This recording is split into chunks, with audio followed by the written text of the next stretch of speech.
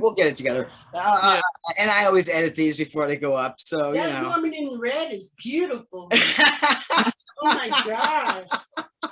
Oh, have you not seen the full gallery view yet? Apparently not. Oh my gosh. So, stunning. My identity is layered and unique. I am Butch identified, hashtag bearded Butch. And I'm assigned female at birth, and but I'm agender. So I don't actually identify male or female, just human being. So that's how I identify. And I'd like to go ahead and have each of you introduce yourselves and let us know how you identify and how you're connected to the OFOS sector of this community. And Cordelia, we'll start with you.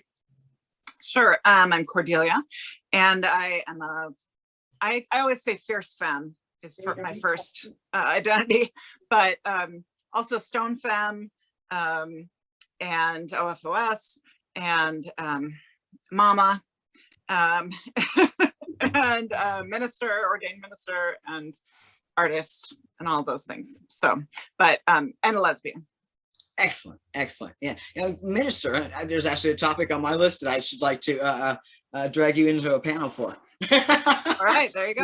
Yeah, as people who in our community who have chosen faith-based careers of sorts. So yeah, Miss Kat. Hi, I just want to make sure I wasn't on mute. Hi, thank you so much for having me here. I am so happy to be touching base again with the Butch Femme community, especially the older generation, old-fashioned, old school, because that has my heart. I am and always will be an old school femme. I feel my gender, I'm going to be controversial from the start. My gender is femme. And I agree. Yeah. And I am a leather femme mommy, and I have been in the Butch Femme and leather community for over 2 decades now. I was the co-coordinator for the Femme Posse for several years. And if for you older generations that remember it. I do remember it, yes. That's so cool. And I've been involved in the community mostly with the Butch Femme socials and online, with butchfemme.com. Although I'll be honest, I'm not much of an online dater. So I wasn't as active online. I am more of an in-person person. And then other than that, my day job is a dog walker / trainer. So I specialize in large breed dogs off leash. And so I'm out in the woods, hiking, barking right along with those big dogs all day long. And I love it. It fulfills me. And I have found my ikigai, if you could say. Dog whisperers. Uh-huh. No, I got kitty whisperer. I'm sorry, excuse me 1 second. I'm sorry, but people are trying to see it. Crystal sees it. She's in there commenting. Yeah, but Celine is not on your friends list. She doesn't have to be. It's public. I know, but she said the last post that she can see is on the 9th. She can't see the video. Okay, have her refresh and see if see. Sorry, you guys. She's probably on a mobile device. I'm a laptop pilot. I don't like to do anything on my mobile. So thank you for that. And both of you actually come from some of the original gatherings of the Butch Femme community, I think, just because of the decades that we are in our age. I'm fixing to be 58 any second. I met my wife in an old AOL Butch room. And then we encountered one another again on the old.com site, and 19 years later, so I personally, and we're not an OFOS identified couple, but we have some dynamics that are parallel, and I think that a lot of people do. There are particular factors that are just they carry over into a lot of different dynamics. Something I've noticed in the OFOS community is people that I've spoken to, a large percentage are also stone identified. Mhm. And I found that to be a very common denominator that was going on. It was beginning of June, I believe. I've got a stone panel 2.0 that we're going to be doing, and I hope to see that that one will be a crowded screen. Mhm. But it was just unique because stone identity doesn't take up a large percentage of our community, but it takes up a large percentage of the OFOS sector. Mhm.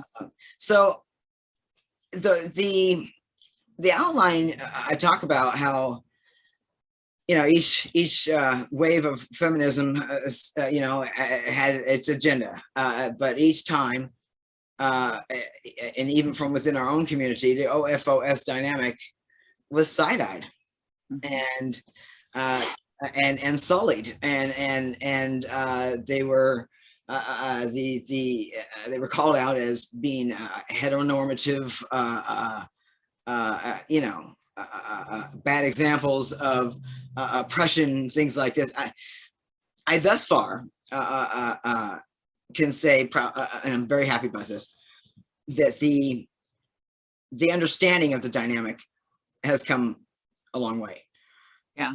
That is a consensual exchange, and but there's been good and bad experiences been had, and I wanted to know if you would each share a negative and a positive experience within this dynamic. And I think what I'm looking to cover here is, have you had to encounter toxic masculinity in partners who were taking the dynamic and turning it into something more self-serving? And you wanna, if you would like to touch on that, and also the positive. And Kat, I'm going to start with you. Sure, I'm ready. I'll start with the positive, because that is most prevalent in my mind. My relationship, long-term of 5 years, with an individual who was a female born, but them identified, non-binary identified, I should say. They ended up, we had a dynamic that was leather and OFOS. So in the home, I should preface, their pronouns went by he, they. So I'm going to interchange that. He would go to work, pay the bills, and as far as when it came to financial responsibility, it was split 75-25. The reason being was because I was permanently disabled. I didn't bring home an income other than that, although it was pretty decent than most, but it still was significantly less than what he brought in.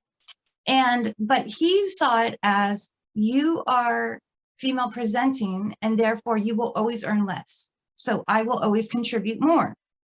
However, the exchange is because I am working so much, I would like you to keep the house. However you do that, I don't care.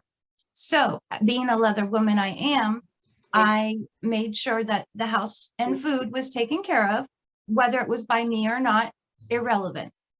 So, and now our dynamic though was that at events and in our sexual life and in play and our dynamic, he was my submissive and a collared slave.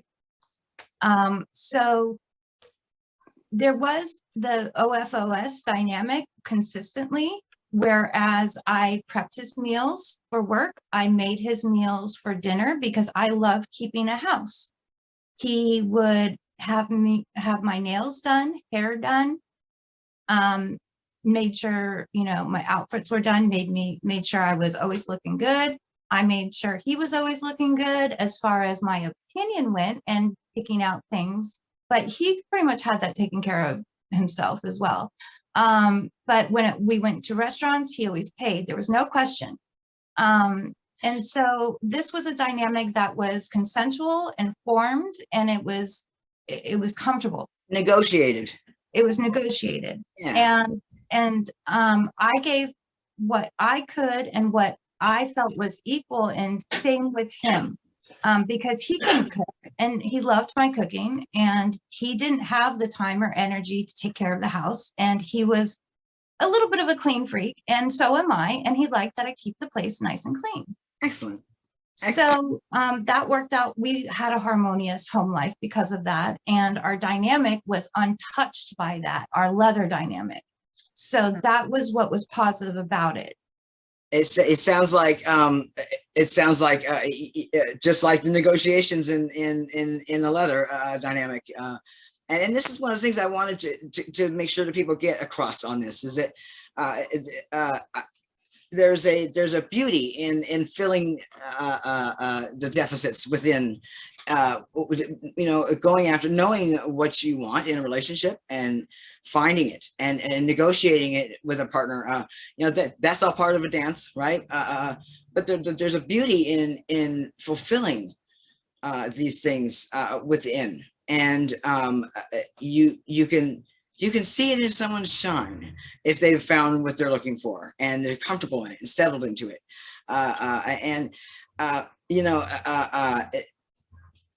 I was visiting with my sister, and I had never, it's my middle sister, and I had never really noticed this before, but I picked up on how giddy and happy she was to get up and go do something for her husband.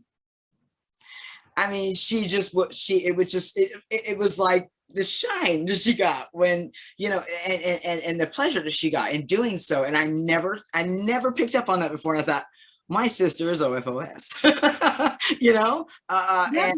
and it was just, it was beautiful to see her so happy in it, Absolutely. There's a level of service involved, and in both dynamics, and being a service top and being an OFOS femme, I want to serve the person that I love and care for, and no matter what capacity that is. But my most comfortable capacity is in the home, being a homemaker, as well as being a mistress in the dungeon, of course, but also, and in the bedroom, but also taking care of and creating a home is my most comfortable space to serve my loved one. So we really, settled into our roles very well that way. Now, on a negative, there was a moment, actually, I'm going to be a little bit more vague because this has happened several times, where the dynamic was not rejoiced. And instead it was hushed in the bedroom and in the home, and represented as something else to the public. Whenever that happens, that's when I start to feel really ucky. When the OFOS is not rejoiced, and instead, when we're out and about, it's like, oh no, she doesn't pick out my clothes. Oh no, she doesn't cook my meals. It's like when it's, they had to inner shame over it. Yes, when it's not seen for the value that it is, and when there's no pride in being an old school butch, along with my pride of being an old school femme, we are not in alignment. And that's when it goes, that's the difficult parts. And Cordelia, I can hear you nodding. And for instance, in particular, there was one relationship where it's like he wanted me to be like a mommy in the sheets, but really I was a girl in the streets. And I'm like, no. I'm a mommy everywhere, but yes, I do serve you in the home. That doesn't negate that I'm your mommy, so you can't lie about what's going on because you're ashamed. Be in touch with yourself, own up to who you are, and you'll know yourself better. And if I may, that was induced, that was placed upon them. That was somewhere out there. And this is, part of the hits that were being taken by OFOS folks is well, you're just about, you're an enemy of the women's liberation movement because you're participating in this oppressive, dynamic. And it's just, when you have two AFAB folks together, it's different, whether it is Butch Femme dynamic, OFOS, and it's different. None of it is replicating heteronormative. Right. Anybody who's paying a bit of attention can pick up the difference. We've all experienced in our lifetime, you know, a world where we are considered a secondary condition. As female born folks, and you know, being raised and told from our decades, you know, there's such things as a man's job, a woman's place, and that became a crusade to fight against.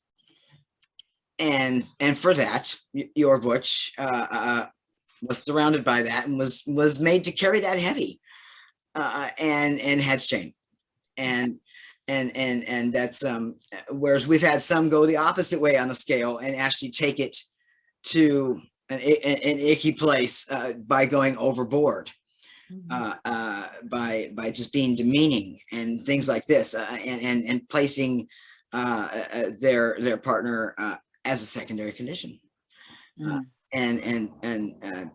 That those I've heard a couple of stories. Also, you are, I think, the third participant we've had on one of these OS panels that is also in a letter dynamic, and so I'm picking up on, you know, just the parallels, you know. But Cordelia, yeah, you know, it's hard because I have not had personal negative experiences in my relationships. So I'm sort of the opposite of Kat, but sort of the same. But like, I desire a service top, and all my Butch partners have been service tops. And that to me is kind of borne out in how we do the OFOS dynamic. You know, I always say, like, they don't open the door for me because I can't. They open it because I shouldn't have to. You know, like, I am a fairly dominant personality, femme, and I've been in messages with you several times, and you've definitely voiced yourself. Yeah, I don't see that at all. I appreciate it. So it's, but on the other hand, like, in the bedroom, you know, it's more of a daddy girl thing. So sort of kind of flipped with Kat, but then kind of similar in some ways too. As far as keeping a home, unfortunately, I am not the most tidy person. I'm an artist and I love beautiful things, and I have way too many of them. But I love to cook. I love to feed people. I love to, I'm a mother of a 10-year-old. You know, I love to nurture people and feed them spiritually and physically and all of that. And so I have always been that for my Butch. You know, I've always done that. At certain times with certain people, I have been the housewife, and then, you know, did, to the best of my ability, keep house pretty well. And so I've never had that, you know, what Kat was talking about like, you know, a negative experience outside the home versus inside the home. But the negativity that I've had is comes from other people outside the relationship looking in, and kind of judging, you know, well, like, even my sister, she'll be like, oh, I could never have a relationship like that. I'm like, why? She's like, oh, I couldn't stand it if someone just adored me all the time, you know, fawned over me. It's just, I'm like, what did I do wrong? You know, like, you know, and whereas on the other hand, you know, tons of straight women are like, wait, they open the door for you? You know, they do this, they do that, they always pay the bill. What? You know, those are the people that help back Gentleman Jack, such a highly rated show. Right. Yes, exactly. So I get a lot of confusion by people outside. a little bit of derision sometimes, or thinking like, oh, you know, not so much derision towards me, except that, oh, that's just Cordelia and she's selfish. So I've had heard that. But also like towards my Butch, like, oh, she's like pussy whipped, you know. I'm like, well, I haven't heard that in a long time. I know. Well, my best friend just just said that, like, oh, I wonder if JC knows how pussy whipped it. I think they know. Well, I Yeah. see two really powerful women. Oh, that's my wife chiming in. Yes. I think she's in love with y'all. So, I'm impressed. I'm in love with them. I would just. well, would you tell Selena I accepted her friend's request in the middle of this? Yeah, she's in. All right, okay, just Selena. Oh my God. Yeah.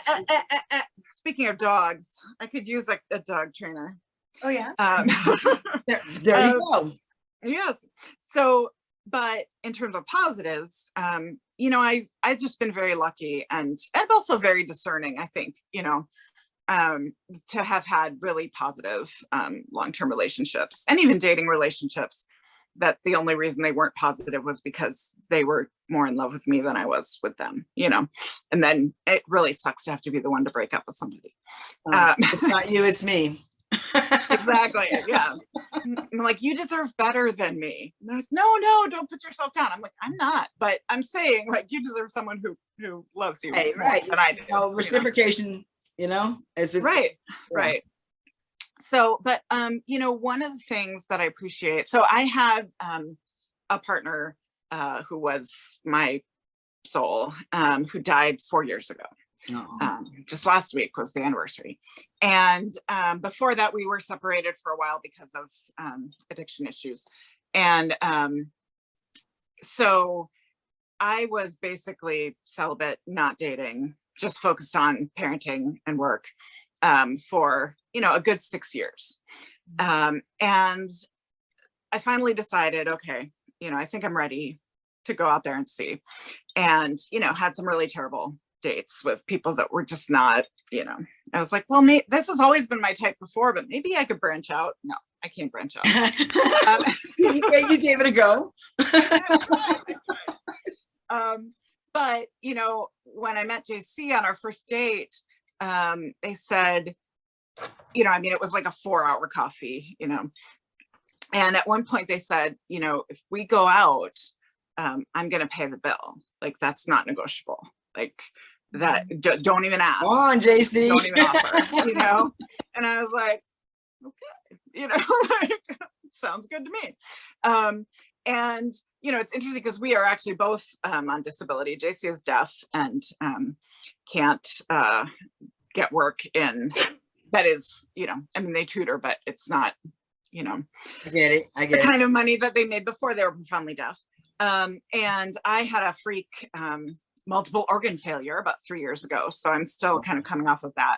And so neither of us have a lot of money, but, you know, even if sometimes like I've just gotten paid and I really want to go out and I know that JC doesn't have the money, I might send a little PayPal and just say, take me out tonight, you know, because it's very important to them to not be seen having me pay the bill. Right, and right, you know, right. Okay, like that's, I get it, that's fine with me. Now, like my first partner, my first long-term relationship, we had a, you know, financial kind of situation where she paid for the home and the vehicles and everything, and I did all the food. I was in charge of food. So whether it was cooking, groceries, eating out, I paid for it. It was fine. That to her wasn't an important. Listen, that's a big bill though. I mean, people, yeah, the grocery bill is the second highest in our household, you know? Right, yeah, totally. But, you know, so I think it really depends on the people and the partnership and the, you know, just what is feasible. But, you know, in my current relationship, it was just very important to them. I asked before they left, they said that they wanted me to say that for them, OFOS is about chivalry, about service, about treating me as as well as I deserve to be treated. And on the other hand, an OFOS femme to them is someone who is gracious about that, and who is, you know, understands that that is important. And, you know, I don't argue when they want to open the door for me. I mean, I would argue if they didn't, you know, but like, it's, you know, I wait. I sit in the car, just wait until my door is open, and let them do that, because that makes them feel good and makes them feel sexy, makes them feel like themselves. And there's the encounter for Butch OFOS. I'm sure that they have had some hit or misses on this as well, where they go out with somebody, would go to get the door, and now they're getting a 3-hour lecture on why I can get my own fucking door. Exactly. Exactly. And that's like my sister. She's like, oh, if anyone opened the door for me, you know. So, you know, that's got to be awkward, you know, when, you know, you're going about the, and it was another thing about OFOS is the courtship ritual is a continuum. Yeah. It doesn't stop. That's part of what OFOS is it's not just the courting and having suitors and whatnot. It doesn't, you know, once you've integrated and taken yourself out to market and you become a couple, it doesn't stop. Right. There is a continuous thought process around courtship. Yeah. And I find that to be a very romantic imagery, you know. Now there's been some couples who have experienced codependency. And recently I was speaking with somebody who was in a relationship for 22 years, and they found themselves suddenly one day the butch come in and just said, I want a divorce. And it was, didn't see it coming. So she left standing in a place where she doesn't have her educational background at this point. Her resume is empty. She's standing in a place where she now has to pay you know, rent, living expenses, all these things, and was just left cold standing. And she blames herself for being somebody who's OFOS to the core, that she feels like she left herself in a position because of that. So, you know, all I could do was listen. Yeah, yes, your Kat. Okay, so in leather, we have something that when we draw up contracts for intense relationships that are saved for things like collaring and marriage, i.e. similar things, we put in clauses for aftercare of the relationships, which is similar to what you would, moguls would call a nuptial, prenup. So if they were married for 22 years, I feel that it would then be the obligation of the butch, who in this situation sounds like was the breadwinner, to provide some sort of alimony, some support after the relationship, financially or otherwise, to help that person continue on, maybe not in the same lifestyle, but something similar until they can get back on their feet or rehabilitated. Because this is a situation like many other straight people where women have the same situation, where they've raised kids and they've put their education aside for their own spouses. And in leather, we put that in there for the exact same reason. You know, who will you go to for emotional support? How will you be financially supported? Things like that. And that's, I think that should be put in just the same way. Awesome. When I was left, well, when we separated after a 5-year relationship where there was an engagement involved, I can say this, and not many people can say this, I was left better off than I was found by a butch. And I have not come across anybody else yet. And I have a lot of friends. I have a lot of people in this community that I've come in contact with who could ever say someone has left them better than they found them. I am a very lucky and fortunate person because of that. In parking, there was chivalry too. So that's Yeah. Well, also honor. Uh, Not yeah. everyone would honor That's that. right. Yeah, negotiation. honor and ethic. This was an ethical person, Yeah. and it is very rare to find that, and it should be more common.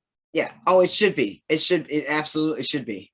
But Yeah. that's my answer to that scenario is for future generations, hopefully, who are listening, is to put in place. We don't think about this stuff in the NRE, the new relationship energy, but we need to think about what happens when this shit falls out. Right.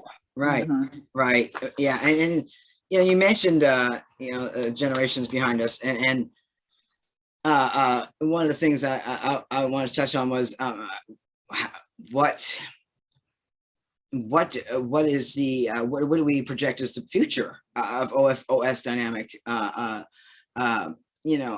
within this community, and have you encountered anybody who's a couple decades behind you who desires this exchange?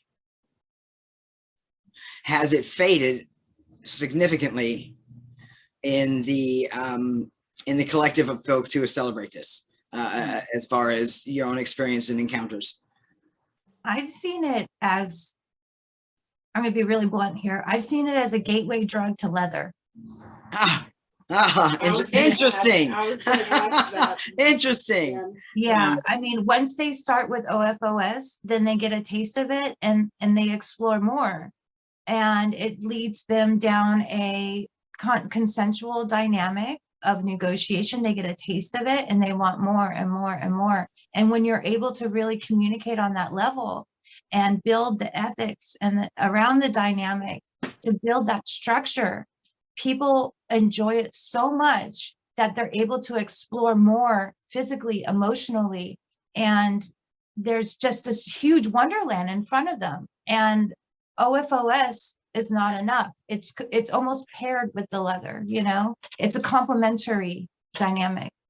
There's a certain people get intoxicated when they get on certain wavelengths that feeds an energy that they're just tapping into. Yeah. And in general, humans are like that, and so then you'll watch somebody pursue, and now there are some that will pursue with both shoes untied. So there's going to be a lot of trial and error, and that's why you got folks who are more experienced at it can be there to catch them for some guidance here and there. That's why one of the things that on the intergenerational panel we've got coming up is I expect to hear from old school butches, from elders in our community and whatnot, stories about how many times they had to walk through life with their shoes untied, and what advice they have for the younger folks behind them that have Velcro. So, so is it time for us to start a BDSM group? No. Just no. So and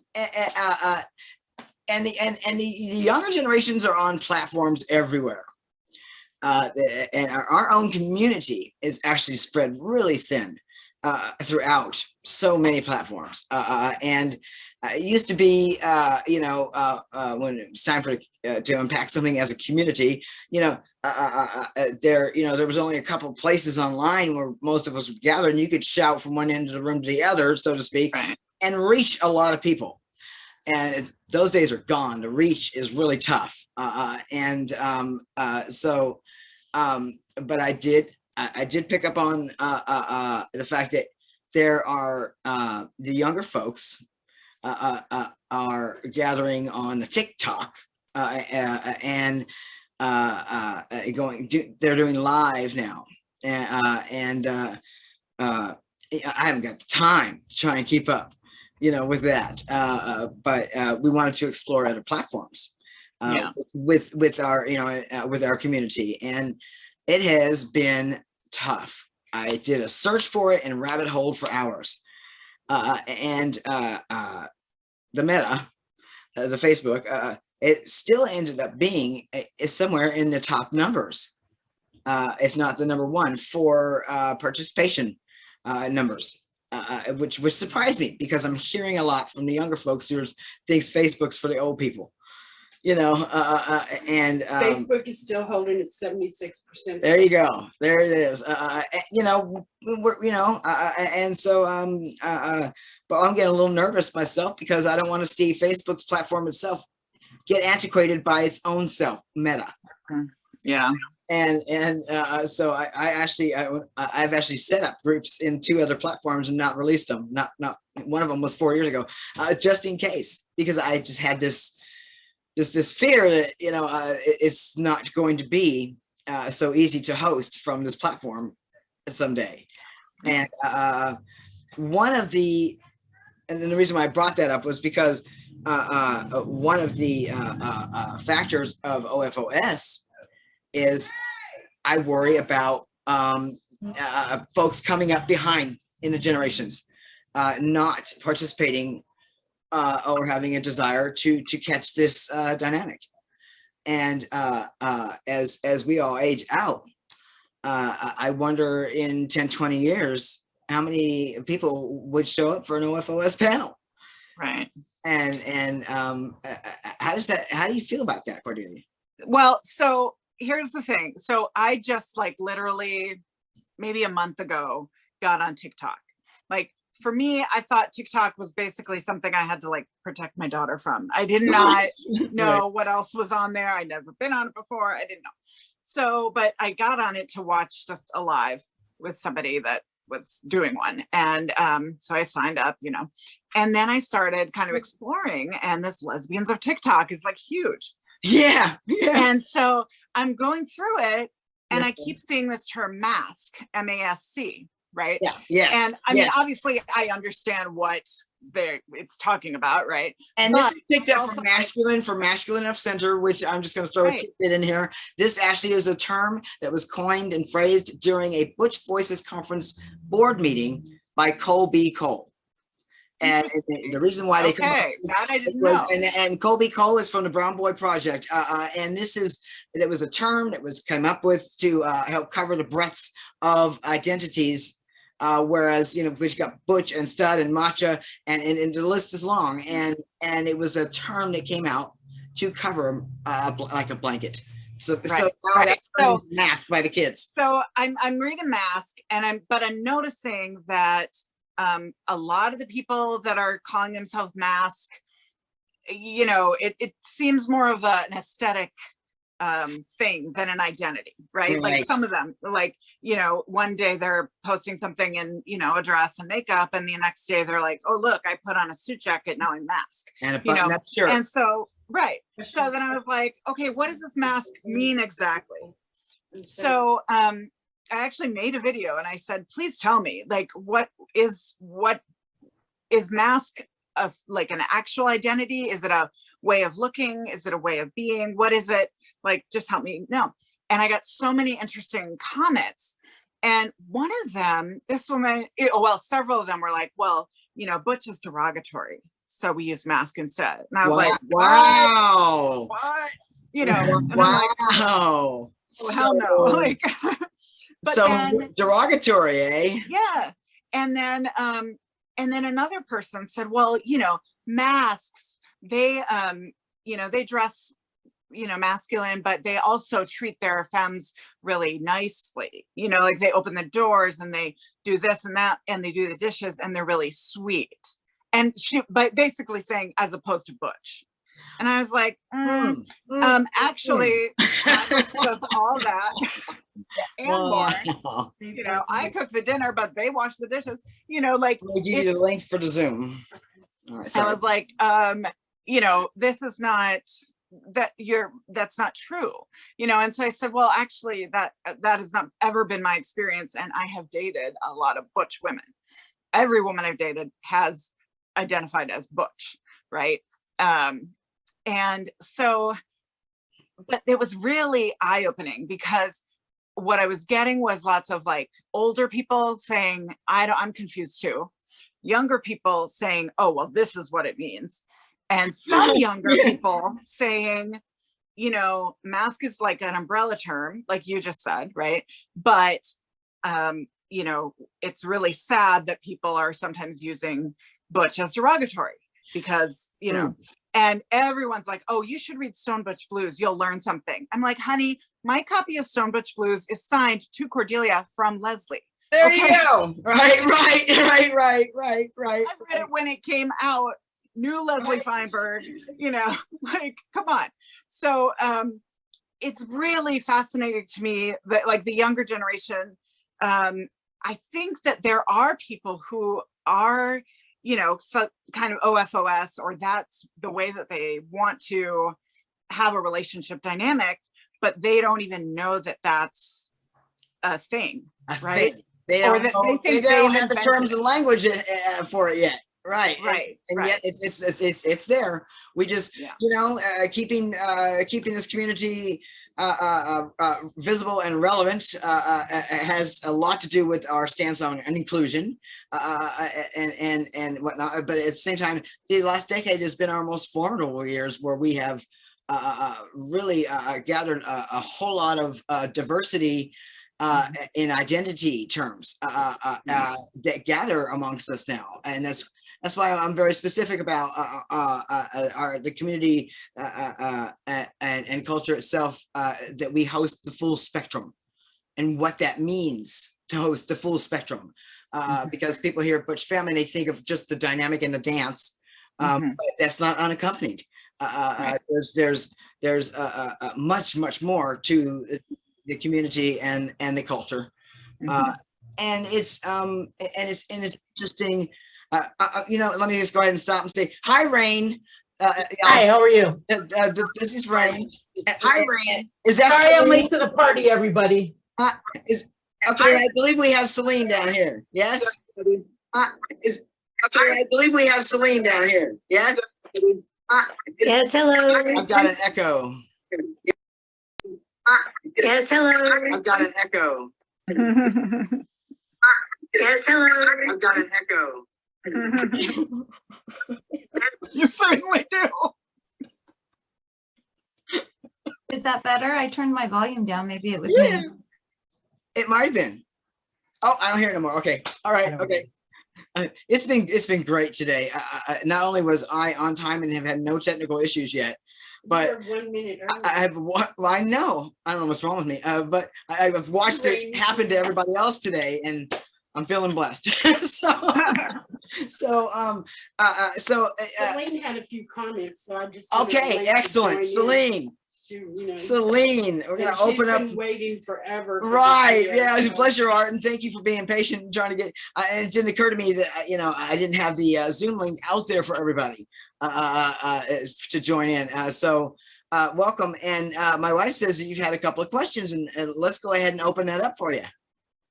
She had some comments. Go ahead and let me unmute you. Oh, there you go. Okay. Yeah. Oh, I didn't have questions. I had made some comments in the comment section, but I didn't have questions. All right. Yeah, I didn't get to see him. That's why my wife was letting me know. I liked some of the comments. She said, usually all or nothing, but everyone is individual. You need to find your own relationships as you get to know each other and your needs. So, and that's what I was talking about. Is we know when we're in a relationship, we know when we're feeling deficits. We know when something is not 100% for us, and so on our next try, we'll seek that. And there's nothing wrong with when you go out to choose you go to a clothing store, you bring 10 outfits into the dressing room with you, you might walk out with one that you liked.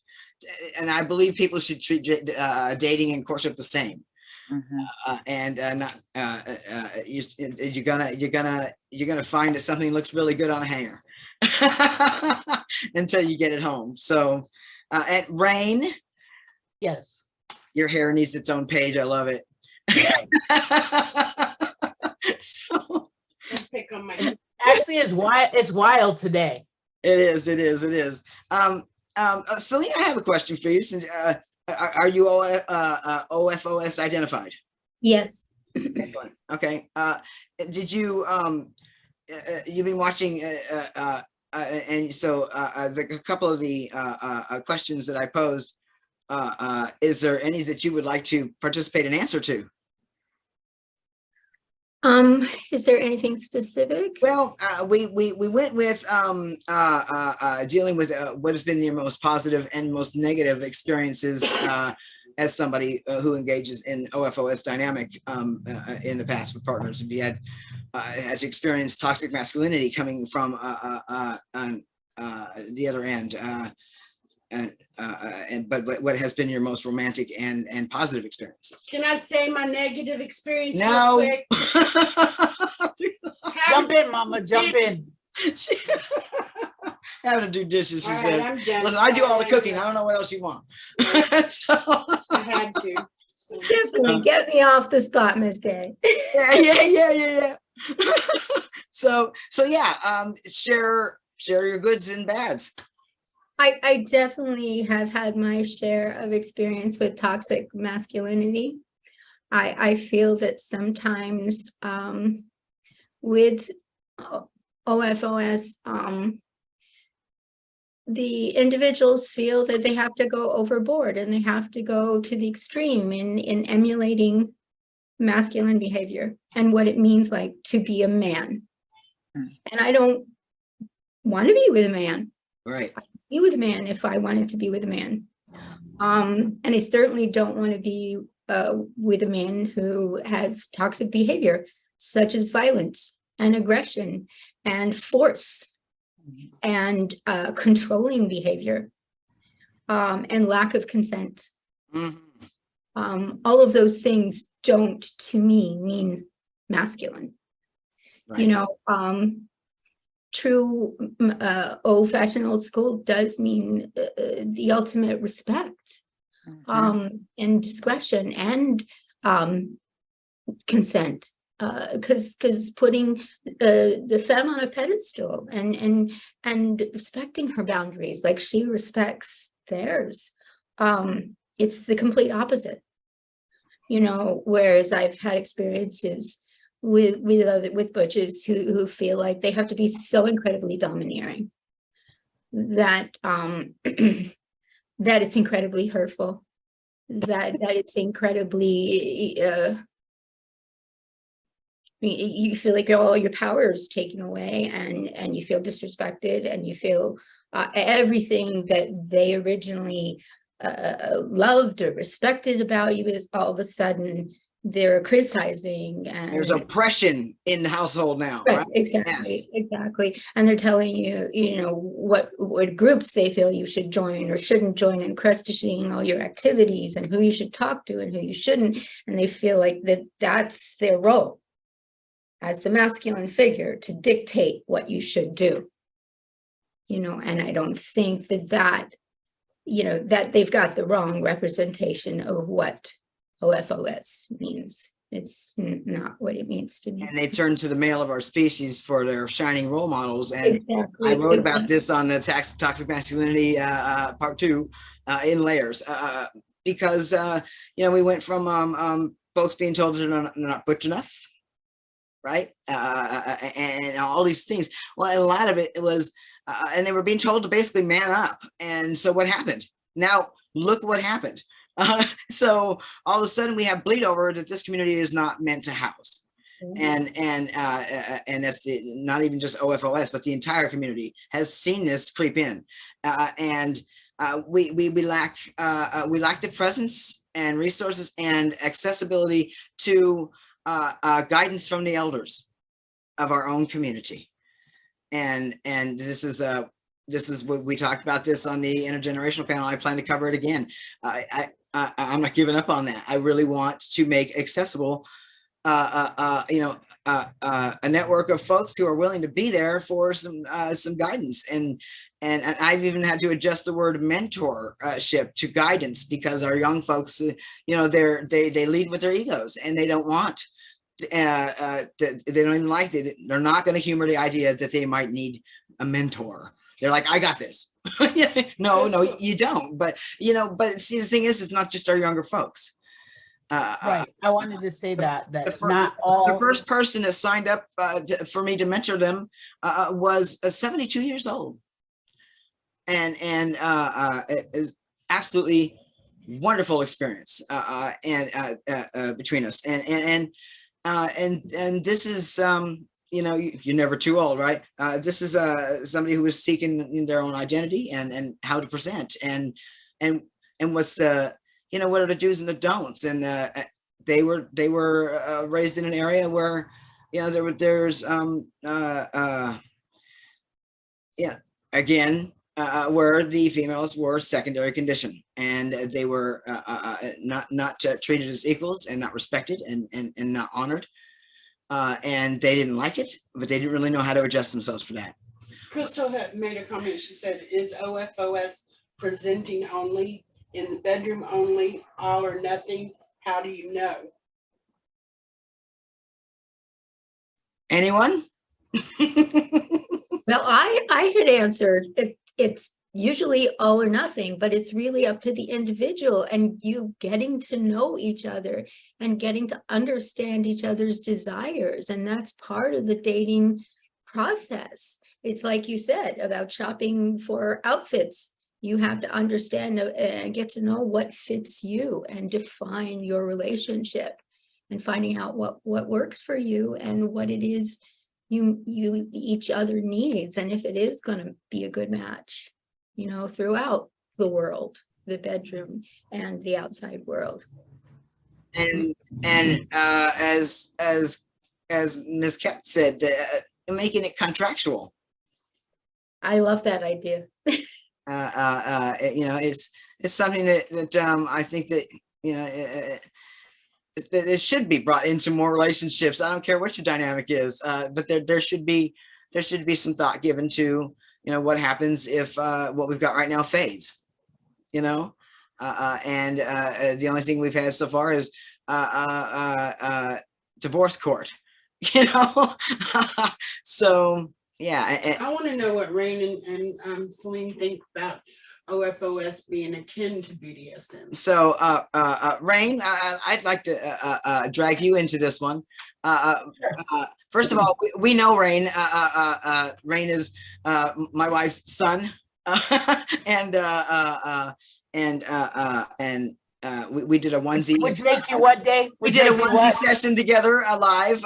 We each wore our matching onesies when they came here. So yeah, we're children. I'm 12. So, but I know just a little bit about Rain, and I know that you know, Rain has ideals that come from just about every generation.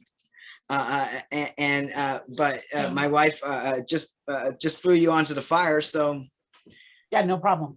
So I feel like they at times, depending on your relationship with whoever you're having a relationship with, they can walk hand in hand, or it can be completely separate. It can be about chivalry, but at the same time, I want to touch on you stated, oh, we need to learn from our elders, but I want to touch on the fact that it's an emotional maturity thing. It's not a age thing. Right.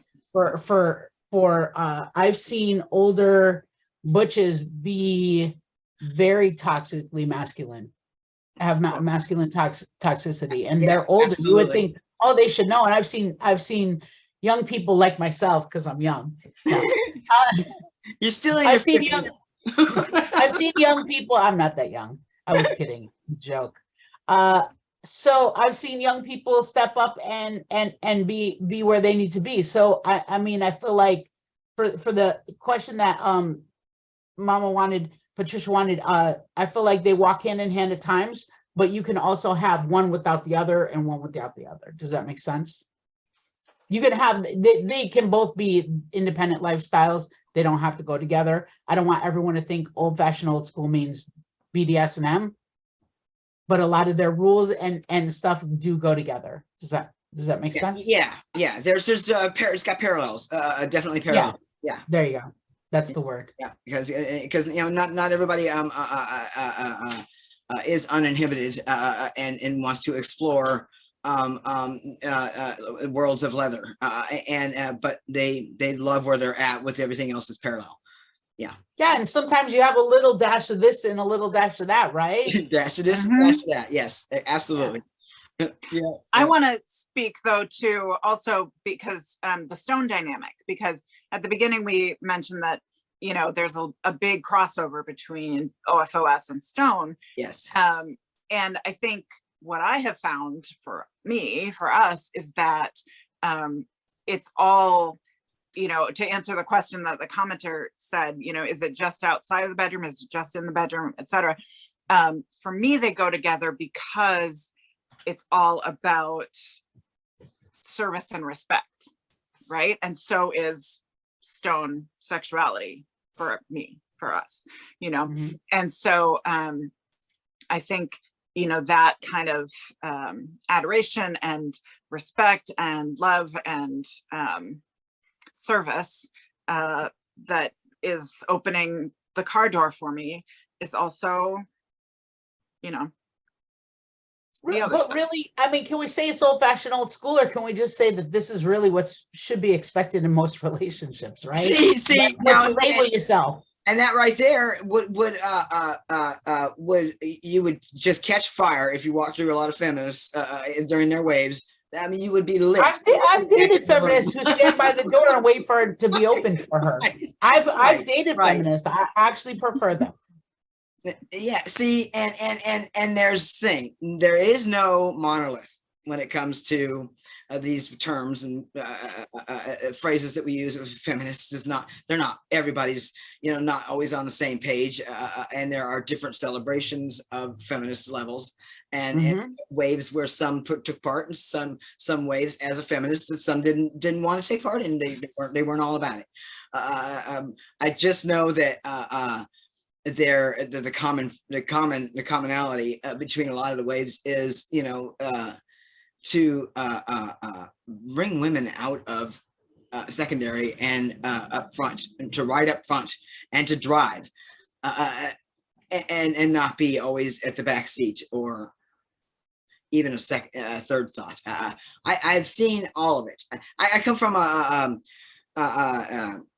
Oakland Bay Area, and I feel blessed for that, because my environment of exposure was extremely diverse on just about every aspect level of human beings, and I was able to observe everything in relationships dynamics, and I have watched so many people go through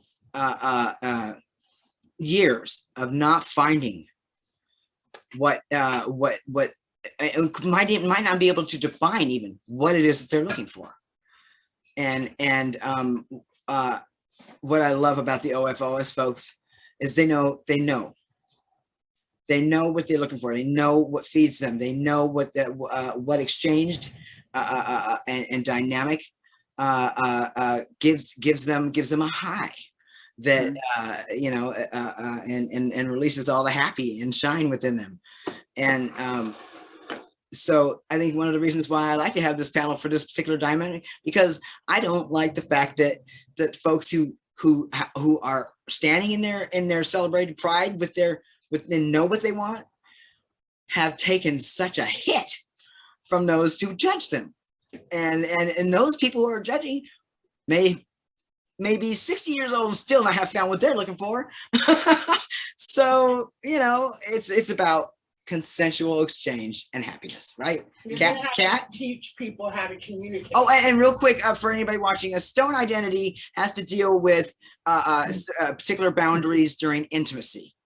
So in case somebody, because we mentioned it, but I didn't give a, you know, what that pertains to. So go ahead. I have 2 points. First, I want to say about feminism and feminists. I never felt judged by feminists because I never aligned myself with feminism. Feminism was for white people, white women, and feminist is white feminism.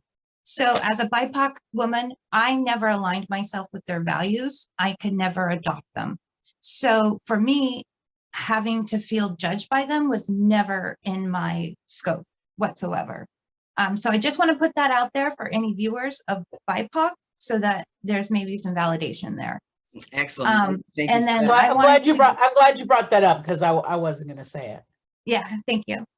And then I really wanted to go back to Stone, because in my introduction, I forgot to mention that I'm also a Stone femme, but I'm not a Stone femme of the stereotypical Stone femme.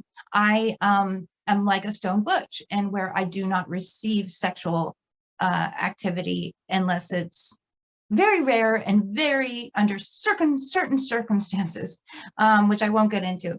But because of that, I want to touch on what Celine said, is it has a lot to do with having your own control, having your own agency, not being told what to do all the time, not having that oppression. And because I'm able to take that control back with negotiation and communication and within this dynamic of OFOS, I'm able to explore more in leather with that comfortability of vulnerability, because I have that control. And with that other layer of being Stone, I have that ability to go further and further, knowing I have the security of my OFOS dynamic.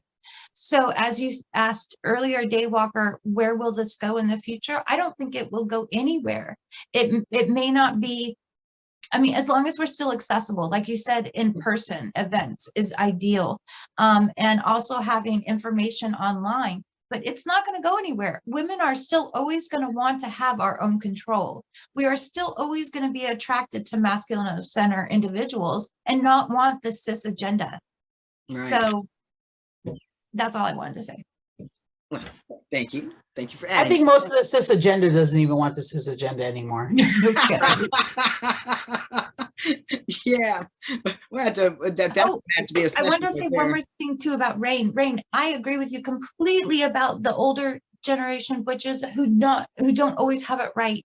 I wanted to give a real quick example of that. I also date femmes, and I was at a bar not too long ago, and a close butch, OFOS butch of mine, friend, I guess didn't realize I was on a date. Went up, started buying drinks for my date, tapping her on the head, pinching her cheeks, all that stuff. No matter how many times I said, she's with me tonight, kissing her, all that stuff, still rubbing on her, interrupting. I had to get another OFOS femme to come in and take him home. Like, it was really bad. So just the blatant femme invisibility of like, hey, I'm on a date with another femme. Just because I date butches too does not mean I only date butches. Like, come on now. There was a lot of entitlement they walked in with, huh? Yeah. Yeah. So that was some pretty toxic masculinity there that I forgot about. Absolutely. So thank you for reminding me of that. Yeah. Yeah. I just want to add a little, just quick about feminism, because I have always been a feminist. Yes, a white feminist, sorry. It's okay. It's okay. Don't apologize. Yeah, it's okay. But I have also always been kind of older than my years. And so, I came out publicly when I was 14 and kind of into a group of lesbians in their, 30s and 40s and older. Who really, embraced me and took me under their wings, right? And they were all like total second wave feminists and lesbians. But I think I got away with, or I got a little bit of maybe dispensation because I was so young that they were like, oh, well, that's just Cordelia. Oh, she's such a femme, but not in a patronizing way, just in a like, yeah, that's her, and still, I mean, some of those women are still good friends today. And they don't blink an eye, and it's not for them. They are like classic, what I sometimes call like Andrew Dykes, right? Like they look exactly like their partner. They're very, very much the same. Their partner. Yeah. But they're like, oh, well, that's just you. And isn't that sweet? And, we're just glad you're happy and that sort of thing. So I feel like, and some of the best, butch women and mentors that I've had have been real, like strong second wave feminists. So, it just kind of depends on who you're around. You have to, I think there's that sweet spot where you can have, feminism and, this this desire to fight for equal rights for people of all genders to be lifted up, and be okay with being a masculine woman or a feminine man, or anything in between, and not be judged by that. And so I think I've been very lucky in that, but I can certainly see how other people might not be as welcoming and as encouraging or affirming. Thank you. If folks realize what a gift it is to have their lens go wide, I think more people would do so. They make for automobiles, they make special headlights you can buy, accessorizing your car to widen the view in front of you, right, of what you can see. And I think if people looked at it kind of like that, they would, in a hot second, people would do that, wouldn't they? But for themselves, they don't extend the same courtesy. And I feel like if we get more of the world to just widen their lens a little bit, that you would find that you can indeed sit in a room where not one person in there shares a lot of your own aspects, but everybody's one big group hug. Right.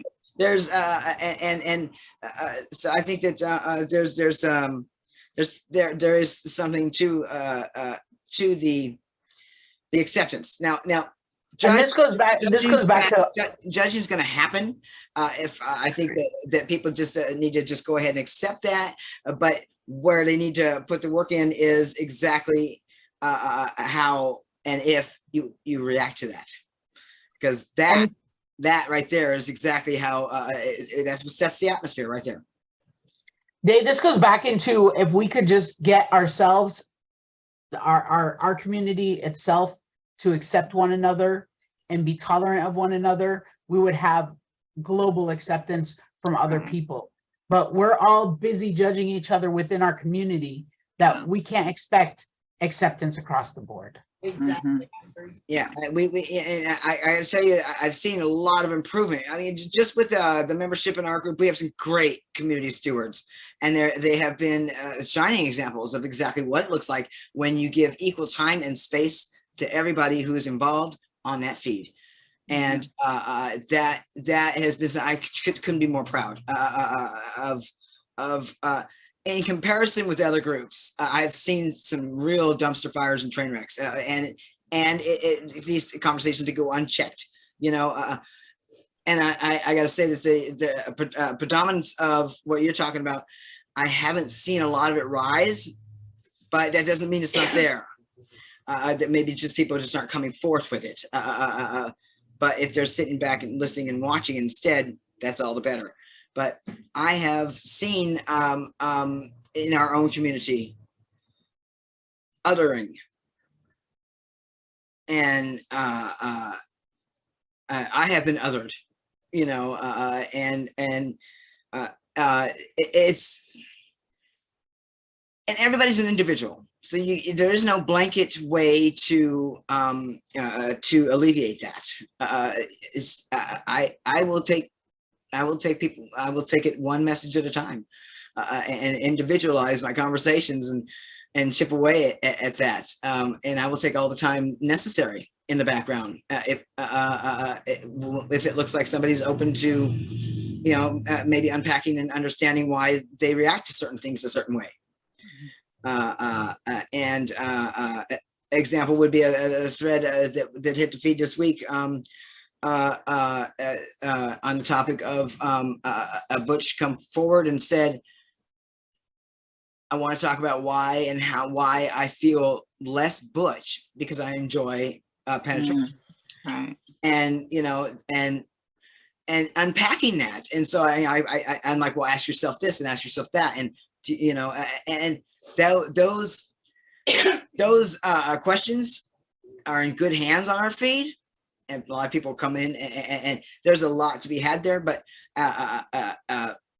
self-care is unpacking, and I love that Leah messaged me after and had already been in the process of unpacking and wanted to talk about a couple of the questions that I gave her. And she said, you called that self-care, and now I feel okay about unpacking this. I'm not scared. And it makes me want to. And you know, terms and language, right? Our words are important. But now for all of you, actually, I want to ask this within this community. What would you say has been an enlightening experience for you that you didn't see coming?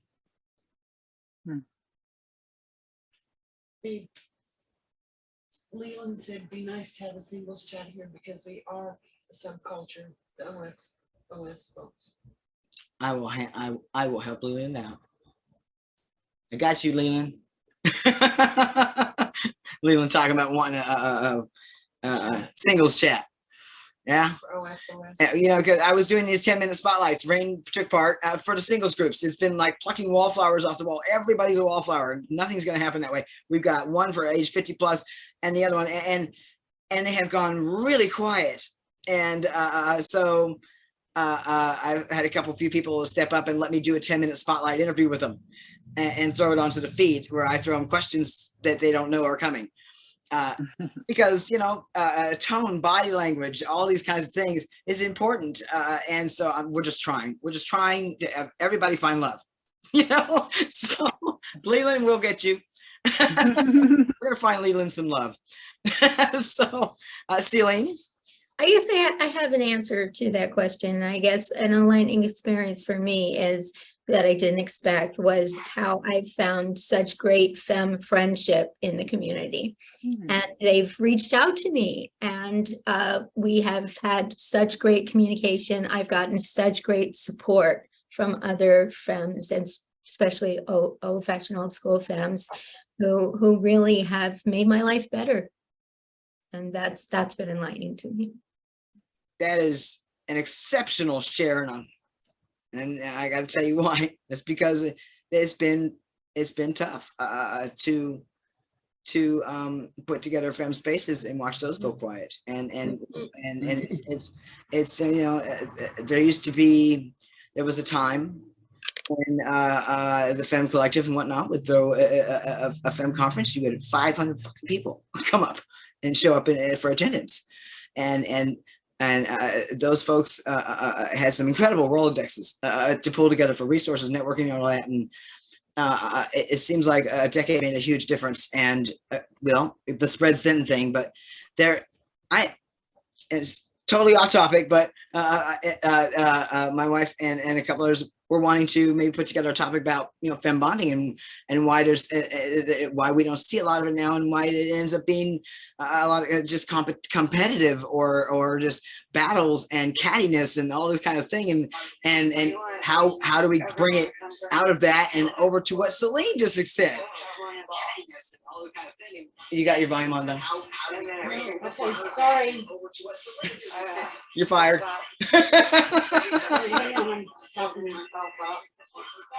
No, I'm on. Yeah. I had an enlightening experience, but it was very long ago and it still stuck with me. And I couldn't say if it was good or bad. It was just an experience. I don't know if you all remember the Butch and Femme Appreciation Days that Butch Femme Socials used to have. Well, this was the year that we had the Butch Appreciation, and I believe it was at the Oakland location. The Humanist Hall. Yes, the Humanist Hall, and yeah, you're so old school like me. I just gave it away. And so I was there, and I don't know why. It was a time when I was playing around with ties. So I went wearing a beautiful corset with a pencil skirt, a buttoned short sleeve, and I wore a pink tie. Everything was black, but a big, bright pink tie. Makeup, beautiful hair, everything. This is the image, right? I go there. I don't know how many people were like, oh, you're Butch today? You're Butch today? You're Butch today? And I was like, I'm femme every day. A tie does not make me butch. I'm not trying to get appreciation. I've been wearing ties for a couple months now. So this stuck with me. Like, it was a huge, like, okay, the clothes don't make the person, the orientation, all that stuff. What is going on in your guys' mind? So I immediately stopped wearing the ties to big events like that because it was just too confusing to people. And I realized how much power I had in what I wore. So I started manipulating my seams that way. When I had like a cute little femme who wanted to be a girl, I would, you know, negotiate. Do you want mommy or do you want daddy? You know, things like that. Now I don't identify as daddy, but I can role play.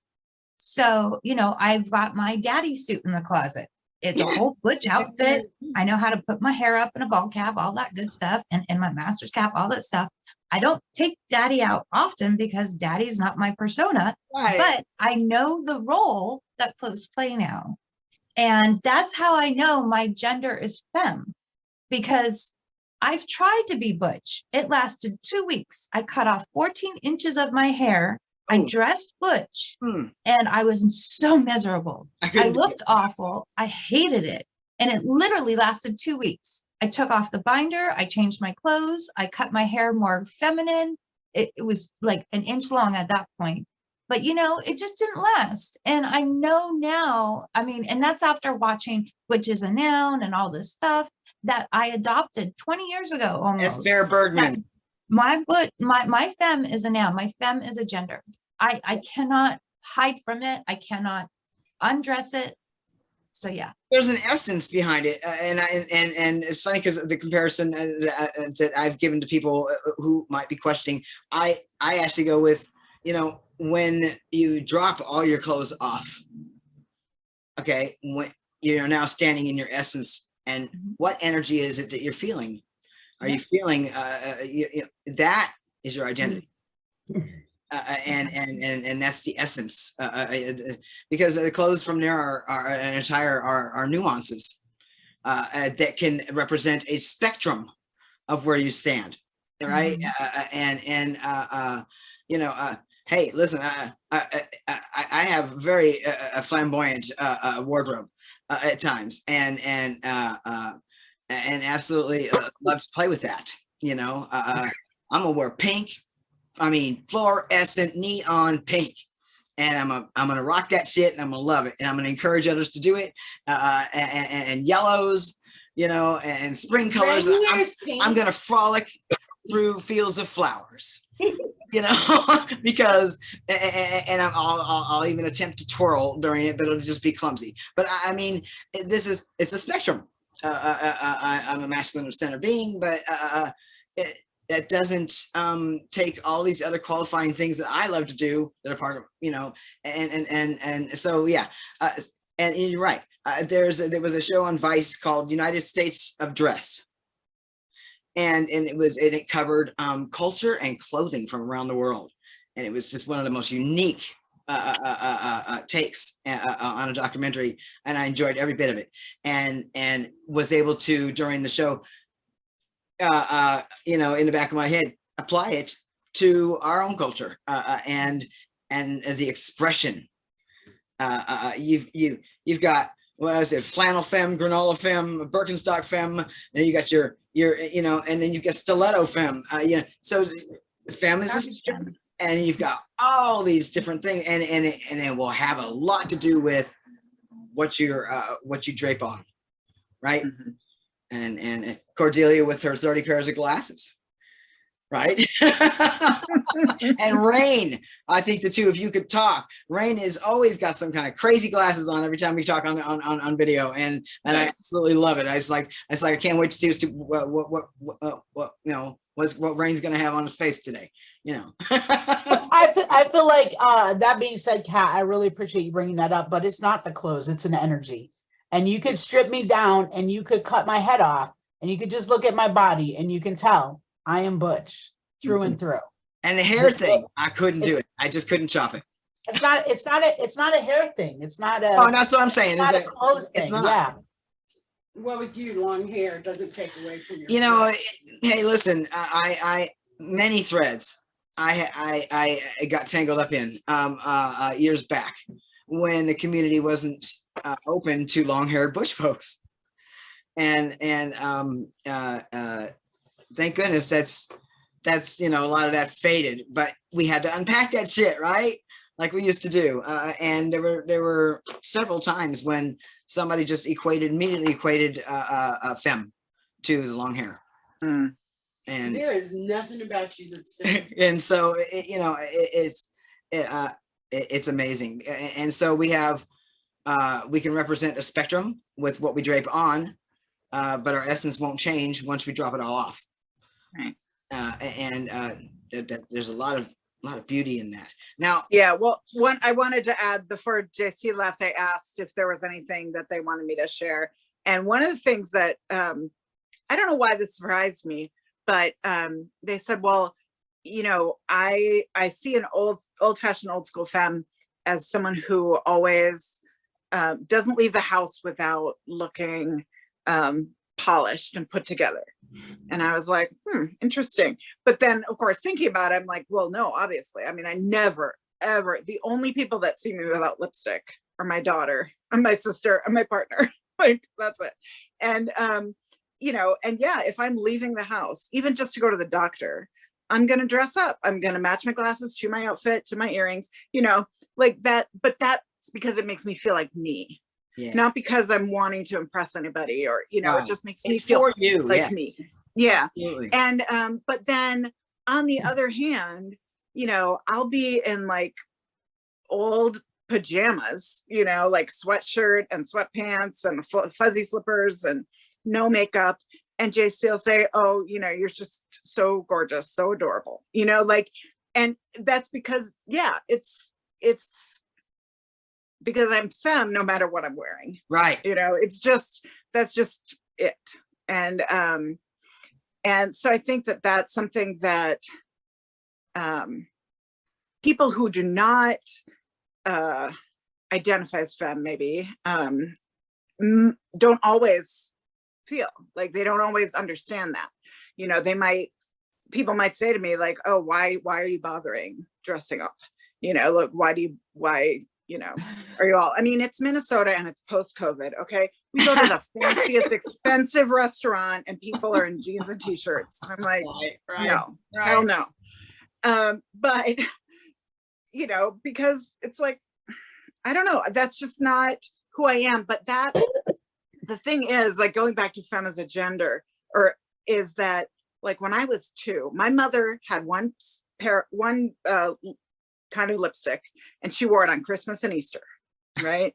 She wanted nothing more than to dress me in little overalls and little cute, you know, things so I could play all day. And I refused to wear pants from the time I was 2 years old. And I would, you know, take that magic marker and color my nails and just like gaze at them. And, you know, my mother's like, look, you know, and same, I refused to dress in dresses. So I understand that. Yeah. From the time I was little. Exactly. It's like, I have always been femme before I knew what femme was. And so I think to the people that have known me my whole life or most of my life, you know, it doesn't surprise them at all. But that it is my gender. It's just who, you know, it's just the essence of me, and it doesn't matter what I'm wearing. It's just. And thank you for saying that. And over, we have to sometimes explain, if we have a minute or 5, why butch is not just identity, but it's our gender. Why femme is not just an identity, it's a gender. These aren't labels, these are our identities. And don't get me started on the whole "I don't like labels" thing. Oh, listen, I will get you started, because I love to cover that, but we'll do it off of this panel. And I've got a lot of things written. Dia says, I know a lot of MOC who also never leave the house unless they're dressed. Some of us just like to keep our feathers preened. Yeah. So Cordelia, your experience in this community, do you have one that you? You know, that's surprising to me. I think the only thing was once I found it, right? Like once I found that there were people that identified this way, and I could then look back and be like, oh, well, that's how I've always been. That's how all my relationships have been. I just didn't know that there was this OFOS kind of specific identity. So now, like, I think just a day or two ago, there was some discussion in Butch Femme and someone said, OFOS, what does it stand for? And so I just piped in and, you know, explained, and then that this panel was going to happen. And she was like, oh, thank you. You know, and again, I could see like she just didn't even know. So I think that would be my surprise, was just realizing that there were other people that had given it as much consideration as I had, rather than just like, you know, maybe falling into it, or this is just the way they were. Just dabble. Yeah. Right. Selena, are you partnered right now? No. Well, let's fix that. Right? What's that? I think we got to fix that, right? I'm looking for dresses. Excellent. Looking for what? Dresses. For what? Shopping. Shopping. For You a know, partner? my metaphor, the dressing room metaphor. Thea says, I can't even with the no labels for me people. It comes across so judgmental. Hi, Thea. Mhm. It does. It really does. I'm trying to get her to join the group, but she's doing some moving today. So she Oh. says no. I mean, Is she moving again? Sweatpants and. she So, refuses. are you part of our dating group as well? Yes. You notice how very quiet it is in there? Yeah. To tell, in all transparency, I am currently being courted. Excellent. Okay, well then we'll leave that alone. Do I need to ask by whom? No, don't let her get a hold of it. She will grill that person. Because I have a few ideas for all of you. And anybody out there who's listening and watching, if you got a wedding come up, please grab my wife and let her help you choose your dress. It's all she loves. So I love wedding dresses.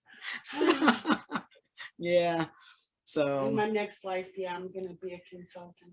are you? Care of it. Yeah, me too. All right, Daywalker, I'm gonna keep you on topic right now. Yeah. So I'm gonna finish off your experience question. I'm the Thank last you. to go. You're welcome.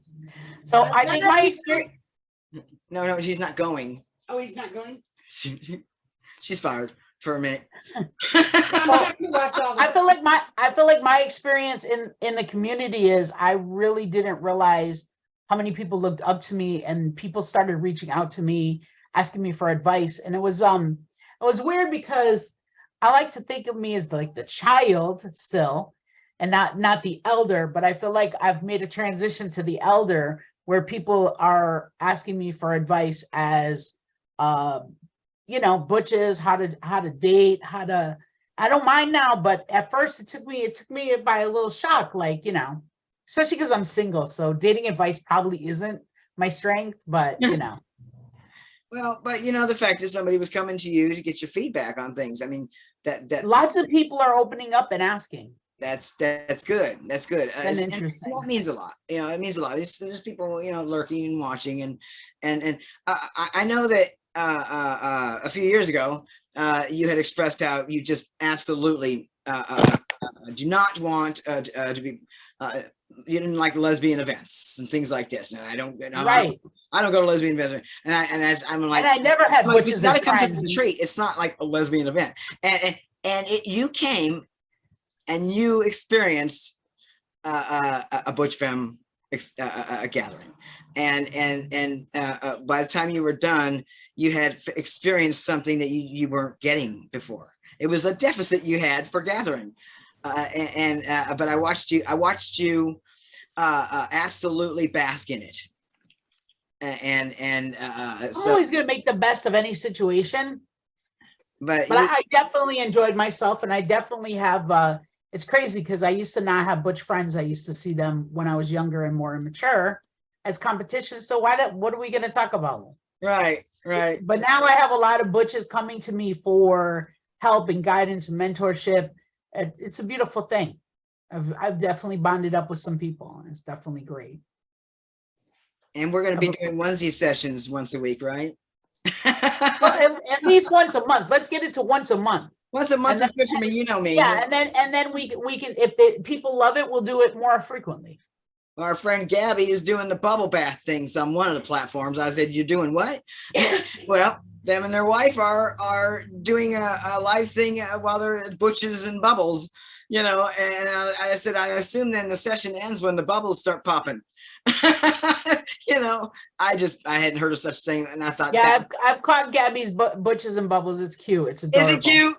It is. It actually is. I like it very much. I loved the whole idea of it. So now with all of the panels that I have listed, I'd like to get done. I'm going to continue to do 2.0s, 3.0s, 4.0s, you know, for all of these topics.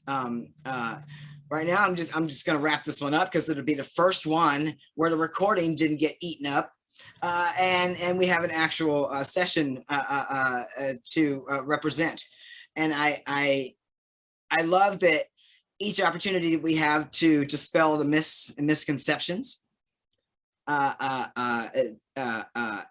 makes a difference. It really makes a difference. And by the time somebody else is done viewing this, they may say, "Oh, hey, I think I'm OFOS." Mm-hmm. Or BDSM. Or yeah, hey, listen, we got multiple choice box. We are very layered, complicated people, are we not? So lots of check boxes. Teach people how to communicate. Well, I can do that. I'll do that for free. So I want to thank all of you for coming and showing up on screen today. It's something I'm working on, trying to get. I'm great at marketing and I suck at promoting. So getting more faces and more people to participate in these panels is a lot more important than at first it may appear, because if we don't put our timestamp and our own personal experiences down in history for this community, those spots will be filled in by people who know nothing about us. Right. And so I want to thank all of you for being visible today. Thank you for organizing this. Yes, thank you. And I was beautiful spending time with all of you. And I was on time today. It's actually 1 minute. It's early. A celebration for me. You just don't know. So Lorraine, I need to know the shades of Cordelia and Miss Cat's lipstick. Oh. Mine is Pioneer by Maybelline Ultra Matte Ink. Okay. Mine is a shade by Bare Minerals matte lipstick. I have to look it up. You can message her with it later. I will message you. Yes. Matte. I like to wear matte, but I like to put a gloss over it. That sounds like a whole an entire panel. This is actually a combination of MAC and Bare Essentials. So yeah, I'll message you all the details. There you go. I feel like you guys should have a makeup panel. Yeah, we should. Right. Hey, and you know what? We'll have mask folks in there too, because if Ozzy Osbourne can wear fucking eyeliner, then I don't see any problem with a masked person wearing something. Sometimes we're flamboyant, so we get to be right. All right, I'm gonna go ahead and click end session. Thank you guys and give me a couple days to process this, and I'll share the link when it's time. Great.